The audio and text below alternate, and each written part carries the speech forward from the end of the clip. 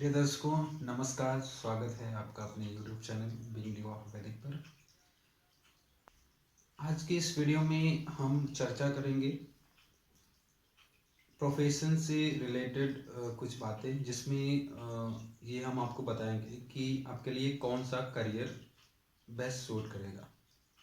तो यहाँ पे बेस्ट करियर में मैं एक पर्टिकुलर करियर लेके आगे बढ़ रहा हूँ, जिसमें मैं आपको ये बताऊंगा कि कंस्ट्रक्शन से रिलेटेड अगर बिजनेस है, मतलब रियल इस्टेट से रिलेटेड बिजनेस करना चाहते हैं, जिसमें बाइंग सेलिंग का काम होता है, या आप समझ लीजिए कि बिल्डर्स का जो करियर होता है वो कैसे देखें, कैसे जाने कि अगर हम बाइंग सेलिंग या बिल्डर्स के बिजनेस में जाएंगे तो हमको प्रॉफिट होने वाला है, या वही करियर हमारे लिए बेस्ट करियर है। बेस्ट करियर के लिए कुछ कॉम्बिनेशंस होते हैं, जिसके बारे में हम यहाँ पे एग्जाम्पल के साथ यहाँ पे हम चर्चा करेंगे। तो कॉम्बिनेशन जो है वो मैं पहले आपको बता देता हूँ किन हाउसेस का इसमें महत्वपूर्ण रोल होता है। प्लैनेट्स कोई भी हो सकते हैं, लेकिन इसमें जो महत्वपूर्ण ग्रह है वो है शनि, साथ में मंगल। शनि और मंगल का यहाँ पे महत्वपूर्ण रोल होता है। और इसमें जो भाव हैं वो हैं फोर्थ हाउस। फोर्थ हाउस चूँकि घर है, घर का बनना और साथ में ही गेन होना और खर्च होना। घर अगर बनेगा तो उसमें खर्चे आएंगे, मतलब 12वां भाव, और गेन घर से होगा, उसका मतलब 11वां भाव। 12, 11 और 4, तो 4, 11 और 12 हाउसेस का इसमें विशेष योगदान होता है। और कोई भाव इसमें जुड़ जाता है तो उसका कुछ रिजल्ट बदल सकता है।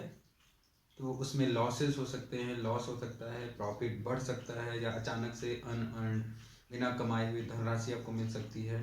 आपने 1 लाख में खरीदा, आपने उसको 10 गुना दाम पे बेचा, या आपको बहुत ही ज़्यादा सस्ते दामों में कोई चीज़ मिल गई। तो ये सारी बातें ये भाव पे निर्भर करती हैं कि कौन सा भाव किस भाव से कनेक्शन बना रहा है और उसका क्या रिजल्ट होने वाला है। उसमें फिर हमको ये देखना होता है कि कौन सा ग्रह ऐसा फल दे रहा है और उसका नक्षत्र उप नक्षत्र क्या है।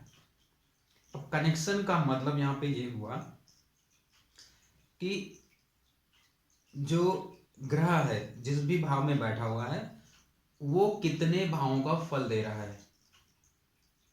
वो 5th हाउस में बैठा है तो इसका ये मतलब नहीं हुआ कि वो केवल 5वें भाव का फल दे रहा है। वो एक साथ 12 के 12 भावों का फल दे सकता है, उसमें वो कैपेसिटी है। तो वो उसके लिए हमको चेक करना होता है उस ग्रह का नक्षत्र, फिर उप नक्षत्र। पहले तो उसकी राशि देख लेंगे, कौन से भाव और राशि में बैठा हुआ है, ठीक है। उसके साथ में ही हम देखते हैं उसके नक्षत्र और उप नक्षत्र, क्योंकि अगर नक्षत्र और उप नक्षत्र आपने अध्ययन नहीं किया, उसको नहीं देखा, तो आपने चार्ट में कुछ नहीं देखा। फिर आप 10%, 5% से 10% वाले लेवल पे प्रेडिक्शन करने की कोशिश करेंगे, जो कि ज़्यादातर गलत होता है। मतलब 80%, 90% आप मिस कर दे रहे हैं।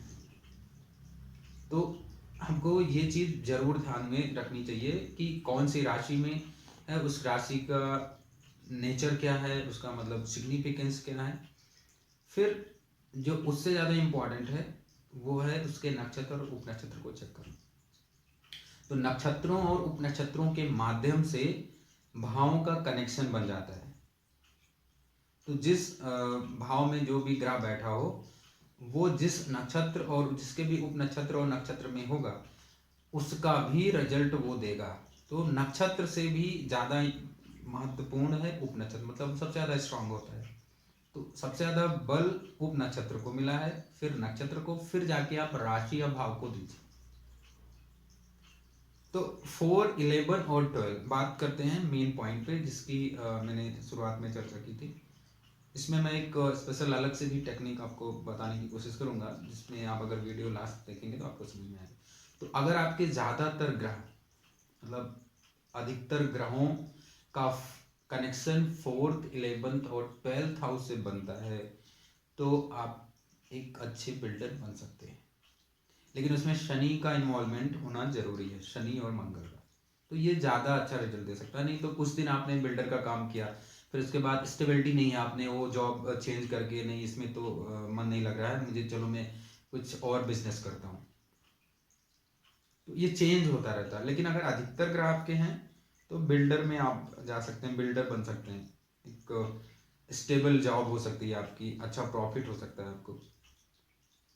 लेकिन वहीं इसी में कॉम्बिनेशन आ जाता है आपका 5, 7 और 12, तो आपको लॉस हो सकते हैं जब आप पार्टनरशिप करते हैं। बिल्डर अगर हैं और अगर रियल एस्टेट से जुड़े हुए हैं तो पार्टनरशिप अगर आप करते हैं तो प्रॉब्लम्स आपको बढ़ सकती है, मतलब आपको लॉस हो सकता है गेंस की जगह। ये चीज़ें विशेष ध्यान में रखनी है। अब इसके साथ में ही हमको ध्यान में ये रखना है कि ये कॉम्बिनेशन के साथ में कहीं छठा आठवां भी तो नहीं जुड़ गया है। 4, 11, 12, 12th हाउस अच्छा घर है, छठा हाउस अच्छा घर है, आठवां हाउस भी अच्छा घर है, राजयोग देता है। लेकिन तभी वो राजयोग देता है जब तक वो अकेला है। अकेले का मतलब उसके जो और साथी हैं, 6 का साथी 8, 12, या यूं कह ले 12 का साथी 6, 8, या 8 का साथी 6, 12। तो अगर ये जब तक इनसे नहीं मिले हैं, जब ये मिल जाते हैं एक दूसरे से नक्षत्रों या उपनक्षत्रों के माध्यम से इनका कनेक्शन बन गया, तब फिर ये आपको शुभ रिजल्ट की जगह पे अशुभ रिजल्ट देते हैं। तो ये ध्यान में रखना है कि अगर छठा है या आठवां 12वां है तो ये दोनों तीनों का कनेक्शन नहीं बने, 2 का कनेक्शन भी बन गया तो प्रॉब्लम्स आएंगे, नुकसान होगा। ये चीज ध्यान में रखनी चाहिए। इसके साथ में ही आप अगर ये देखेंगे कि वो कॉम्बिनेशन शुक्र में भी आ रहा है तो आप कपड़े का भी बिजनेस करते हैं, मतलब कोई भी बिजनेस, ऐसा बिजनेस जिसमें सेलिंग, बाइंग और सेलिंग का काम, मतलब आप खरीदें उसमें मतलब आप पैसा लगाएं, मतलब 12वें भाव को, उस 12वां भाव एक्टिवेट होगा, मतलब आप खर्चा कर रहे हैं, फिर उसके थ्रू आपको गेन्स होंगे। 11 और 12 का कनेक्शन होने का मतलब है पहले आपको खर्चा करना होगा, फिर उसके बाद आपको गेन्स होंगे। 11, 12 अगर एक साथ जुड़ गए हैं, एक साथ किसी ग्रह में आ रहे हैं महादशा अंतर्दशा में, तो ये समय होता है आप जब पैसा लगा के, आप जैसे आपने कोई पुरानी गाड़ी खरीद ली और आपने कुछ नाम में खरीदी और उससे थोड़ा ज़्यादा में आपने बेच दी, तो इसकी इंटेंसिटी पे डिपेंड करता है कि कितने बार ये रिपीट हो रहा है 11th हाउस, आपको कितना गेन्स होने वाला है। तो ये चीज़ जो है चार्ट पे निर्भर करती है, हर एक चार्ट पे वेरी करती है। किसी को जैसे अपने साड़ी की दुकान खोल ली, या यूँ कह लीजिए कि ब्यूटी पार्लर खोल लिया और फैंसी की दुकान खोल ली, लेकिन ये कॉम्बिनेशन है तभी, नहीं है तो आपने खोला तो लॉस हो गया, और उसमें 6, 8, 12 हो गया तो आपका तो मन करेगा खोलेंगे, लेकिन उसमें लॉस हो जाएगा। आप जितना उसमें लगाएंगे उतना भी वापस नहीं आने वाला है। कॉम्बिनेशन तो है बिजनेस का, लेकिन बिजनेस में लॉस का जो कॉम्बिनेशन है वो आपको लॉस में ही ले जाने वाला है, गेंस नहीं होने वाले हैं। यहाँ पे मैं एक एग्जांपल लेता हूँ। एग्जांपल चार्ट में आप देखेंगे यहाँ पे वृश्चिक लग्न की यहाँ पे कुंडली है और सैटर्न यहाँ पे लग्न में ही बैठा है, और बुध यहाँ पे दूसरे भाव में है, सूर्य, गुरु और शुक्र तीसरे भाव में है मकर राशि में, जो कि 10वें भाव की राशि है। अब राहु चंद्र की यहाँ पे युति है 6 हाउस में, मंगल केतु यहाँ पे 7th राशि में 12वें भाव में बैठे हुए हैं। तो इसमें देखेंगे तो अधिकतर ग्रहों का यहाँ पे खास करके मंगल देखिए, मंगल में 4, 11, 12 का यहाँ पे रिजल्ट आ रहा है, लेकिन साथ में छठा यहाँ पे है, लेकिन छठे का कनेक्शन जब देखेंगे कोई 12th हाउस से नहीं बना, बीच में यहाँ पे गैप है क्योंकि बीच में 2 और 4 आ गया। तो मंगल यहाँ पे देखेंगे, फिर देखिए यहाँ पे चंद्रमा में भी वो कनेक्शन आ रहा है।